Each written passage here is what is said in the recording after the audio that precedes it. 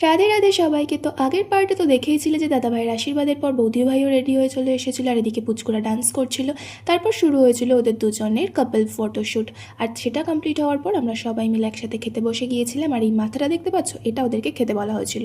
আর তারপর আমিও একটুখানি ওয়েট করছিলাম কখন খেতে দেবে, কারণ দুপুর হয়ে গেছিলো বেশ অনেকটাই, তখন 2:30 বেজে গেছিলো আর প্রচণ্ড খিদেও পেয়েছিল। তাই সবাই মিলে একসাথে আমরা খেতে বসে গিয়েছিলাম। আর ফার্স্টেই দিয়ে দিয়েছিল স্যালাড আর লেবু, তারপরেই চলে এসেছিল ঝুড়ো ঝুড়ো আলু ভাজা, আর তারপর দিয়ে দিয়েছিল গরম গরম সাদা ভাত, আর তার সাথে চলে এসেছিল ডাল, আর তারপরে দিয়েছিল হচ্ছে এঁচড় চিংড়ি।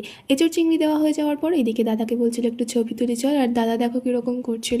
তো যাই হোক, তারপরেই চলে এসেছিল আমাদের মাছের কালিয়া, আর তারপরে পানিরও এসেছিলো, আমি অল্প করে নিয়েছিলাম। আর তারপরে চলে এসেছিল ইলিশ মাছ, আমার সিজনের খাওয়া ফার্স্ট ইলিশ মাছ ছিল।